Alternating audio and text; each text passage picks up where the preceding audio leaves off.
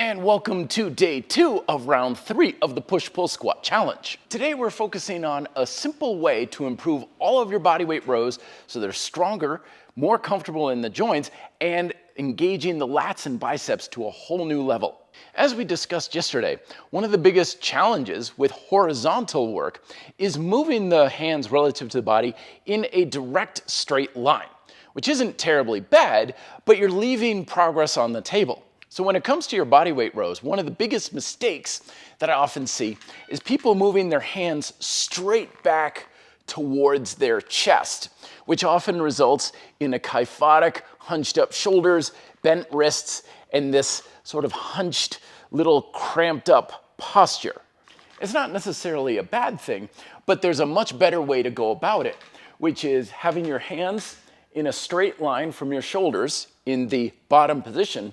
And as you pull yourself up, drive your elbows down and back so your hands end relatively low on your torso. It doesn't need to be an exaggerated low row, but you do want to have this curvature of motion where your hands are dropping lower on your torso versus up high. And a good way to kind of get a feel for how this engages your lats better is to really exaggerate it with a straight arm lat pull down. So you'll lean back like so and drive your elbows back while moving your hands closer to your hips. It's not a straight arm where my toes are coming up onto the ground, because then you're losing all of your resistance, but you drive your elbows back, squeezing in, and it's very much a lat activation exercise, good for your warm-up.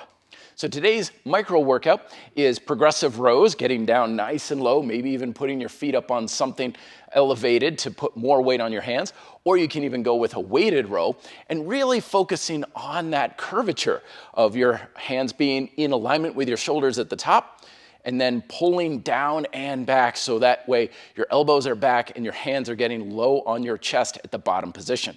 And then for the finisher, we're gonna have our unilateral lateral bicep curls on straps or rings, keeping the shoulders back, driving the elbow up and forward, keeping your lateral chain engaged, and really putting a good squeeze in the bicep at the top, going for about 8 to 12 repetitions, 1 to 2 sets.